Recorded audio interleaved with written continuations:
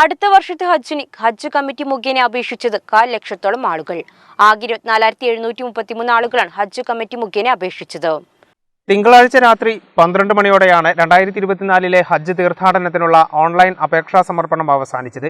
ഇതുവരെയുള്ള കണക്കുകൾ പ്രകാരം 24,733 ഓൺലൈൻ രജിസ്ട്രേഷനുകൾ സംസ്ഥാന ഹജ്ജ് കമ്മിറ്റി മുഖേന ലഭിച്ചിട്ടുണ്ട്. ഇതിൽ 1,266 പേർ 70 വയസ്സ് വിഭാഗത്തിലും 3,585 പേർ പുരുഷ മെഹ്റമില്ലാത്ത സ്ത്രീകളുടെ വിഭാഗത്തിലും 19,882 പേർ ജനറൽ വിഭാഗത്തിലുമാണ് രജിസ്റ്റർ ചെയ്തിട്ടുള്ളത്. ഇത് നിലവിലെ ഓൺലൈൻ രജിസ്ട്രേഷൻ മാത്രമാണ്. അപേക്ഷകളുടെ സൂക്ഷ്മ പരിശോധന നടത്തിയതിനു ശേഷം മാത്രമേ അന്തിമ കണക്ക് ലഭ്യമാവുകയുള്ളൂ. ലഭിച്ച അപേക്ഷകളിൽ 23,111 പേർക്ക് രജിസ്ട്രേഡ് കവർ നമ്പറുകൾ ഇതിനകം ഇഷ്യൂ ചെയ്തിട്ടുണ്ട്. കവർ നമ്പർ മുഖ്യ അപേക്ഷകന് SMS ആയി ലഭിക്കും. ഹജ്ജ് കമ്മിറ്റിയുടെ വെബ്സൈറ്റിൽ അപേക്ഷകരുടെ യൂസർ ID യും പാസ്വേഡും ഉപയോഗിച്ച് ലോഗിൻ ചെയ്തും കവർ നമ്പർ പരിശോധിക്കാൻ അവസരമുണ്ട്.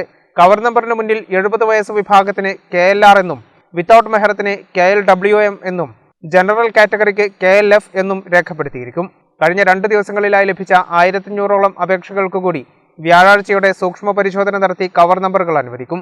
വെള്ളിയാഴ്ച വരെ കവർ നമ്പർ ലഭിക്കാത്തവർ വെള്ളിയാഴ്ച വൈകുന്നേരത്തിനു മുമ്പായി ഹജ്ജ് കമ്മിറ്റി ഓഫീസുമായി ബന്ധപ്പെടണമെന്നും അധികൃതർ അറിയിച്ചിട്ടുണ്ട്.